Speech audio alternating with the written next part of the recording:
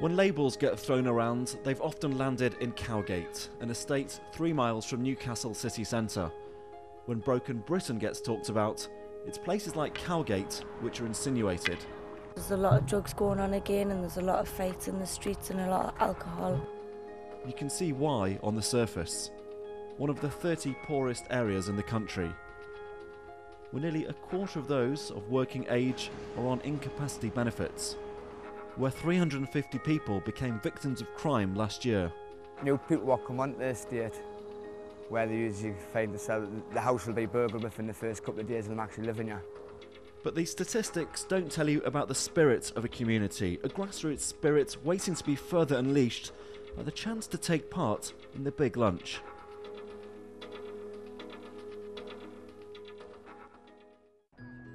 The fancy restaurants and wine bars in the city centre might not have made it up the road to Cowgate.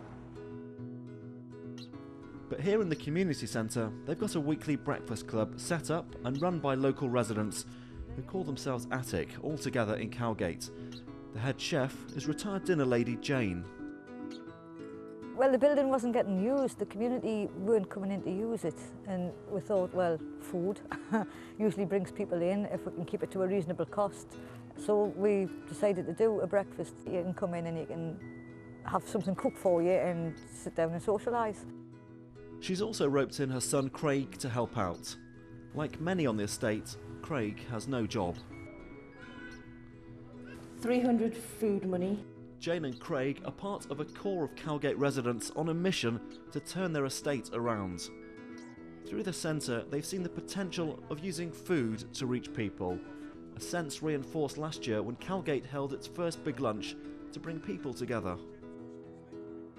It was fantastic. We got, I can't remember the exact figures, we got over 250 people through the door. And there was bits of it where we were running around like headless chickens, because obviously we hadn't done a big event like that before. But overall, I think everybody enjoyed the day. Do you want 3 gazebos or 4? 4. If we buy 4, we'll not give a discount. If you've got the gift of the gab. I'm the fella for that. This year, like nearly 1 million people nationwide, Jane, Craig and the others want to get involved with the Big Lunch 2010. And this time, they've got bigger plans. Inspired by last year's success, they're reaching out to the most disparate members of the community, those that fall below the radar. A big lunch which is due to take place in a matter of 4 weeks. We've done a big lunch to get everybody together on Cowgate so we can find out some of the stuff they would like to, if we can get it done for them, what kind of stuff they would like to do. No, well, don't share with Josie, don't be spiteful. The somewhat easier task of making his stepkids a birthday tea, rather than the daunting prospects of trying to drum up hundreds of strangers to come together for lunch. Craig wasn't always so community-minded. I was one of the ones who used to steal cars myself years ago. I've actually been to prison as well, you know. It's like, you're just standing around on street corners and you get a little bit drunk and you think, oh, there's now today, what can we do to make it a bit more exciting for you? And I would go and pinch a car. And you get loads and loads of bubbles. When Craig was getting into trouble, at least there were some more wholesome distractions on offer. There used to be a scouts hut on that bit field there. There used to be like a community centre hut on the other bit field down the bottom there.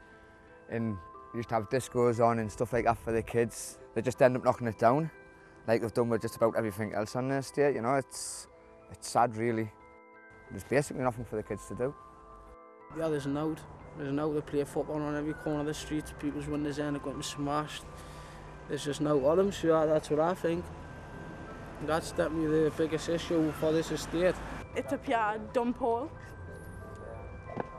Craig's desire to transform the community has been given added personal motivation. A year ago, my laddie got sent to prison, and I thought myself, well, there's quite a few of the kids going to go down that road because there was nothing for them to do. So that's why a few got together and opened that to group up to try and keep the kids from going down that slippery slope. There is one leisure activity on the fringes of Cowgate. Not that many of the local kids make legitimate use of it. If you look up where you can see them green trees and that up there, there's a golf course there. It is the odd person from Cowgate from time to time do go up there and use it. It's just for the posh people, I think. It tends to happen during the summer that we have problems with some of the youth from Cowgate. We lost 27 flags for the golf holes, and 20 rakes for the bunkers. And it's more of an irritant really than wanton vandalism, because basically those flags and rakes will be thrown away somewhere in the area, whether it's on the town or whether it's in Cowgate itself. Even with their differences, the golf club gets an invitation to the lunch. Craig's keen to give the youngsters on the estate a positive experience, to be part of a community. So how you feeling? Just a bit nervous on the weather and make sure lots of people turn up. It's just, that's the worst bloody thing now, if people, as long as plenty of people come. What a leaflet. Just give this girl a leaflet too. Right. Get a feed dinner. Anytime. It's hard to get a true sense of the area following the self-selecting motivated. There has been regeneration. A lot of national and local money has been invested in the area. Crime is well down. Yet the stark fact is that living in Cowgate means you're likely to die 12 years younger than in more affluent parts of the UK. It's a place with third-generation benefits dependency. And on a historically white estate, some feel new arrivals need a hand to integrate. Craig's joined by Sarah, a health advisor who lives on the estate, to drum up wider ethnic interest for the lunch. Just 2 weeks away. Hello. Well, my name's Craig and I'm part of the Attic group in Cowgate, and we're having a big lunch. It's about getting everybody in the community involved. It's not just about like one sort of group of people. It's the whole community, from the top end of it to the bottom end of it. Do you want to take one? It's for the big lunch. We're trying to get like some of the people who didn't come last year, like different nationalities and that, just so they didn't feel left out and scared when they're walking around Cowgate. The word's got out there, and one recent arrival from Zimbabwe wants to get involved in the big lunch and do an African dance. Akeem has offered to dust off his drums and publicly perform with his sons for the first time in Cowgate. To breathe the way it is to sing and dance is difficult, but let's just try.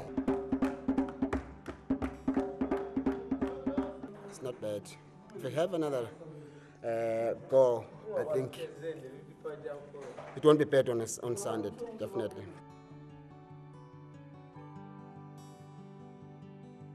Health trainer Sarah is also keen to use the lunch as an opportunity to integrate some of the many, mainly women, who suffer from degrees of mental health issues which keep them at home and isolated. How you been doing then? Okay, much better.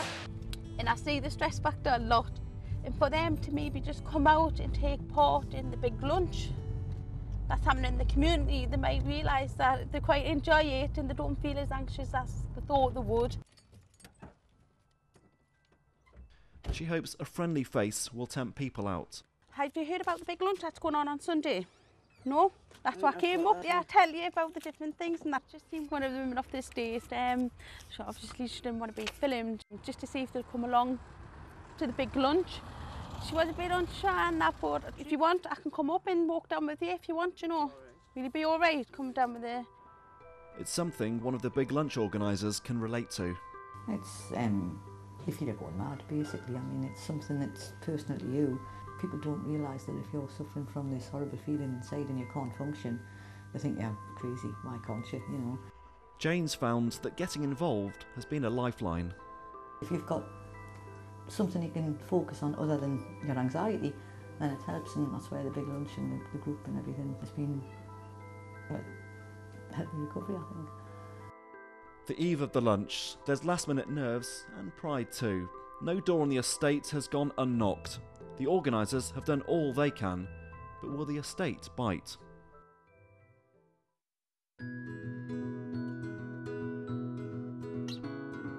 In the end, kids from the estate turn out in force. It was amazing because we're having bets to see how many would climb out of bed that time in the morning come across, but I think every one of them come across.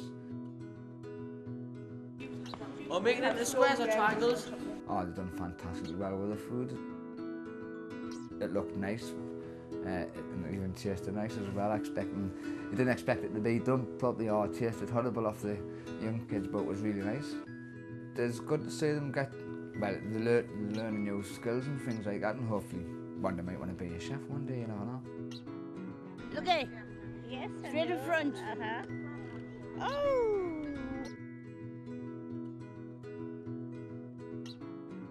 Craig gets a call from Akeem.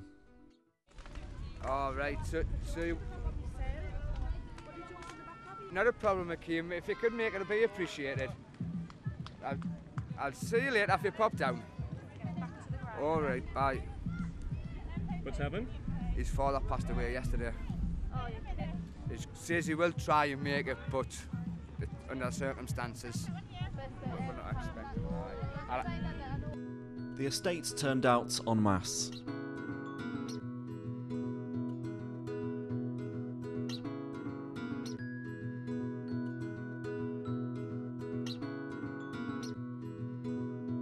Well, the food was awesome, all the kids done well. There's no food left, so everyone must enjoy this. Try and hit the target. The chairman from the next door golf club has arrived to savour the atmosphere and maybe build a few bridges. I really enjoyed myself today, meeting the residents. Has really opened my eyes and started changing my preconceived ideas of the area being not a pleasant place to be. They were being dispelled. Despite their family news, Akeem and his sons do make their performance.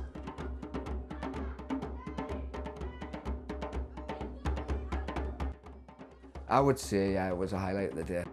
Akeem's dancing got everybody in the mood to have a good laugh and start enjoying it. Well, they were enjoying themselves anyway, but it made them enjoy themselves a little bit more. It shows we can all mix together and be nice to one another and have a good day.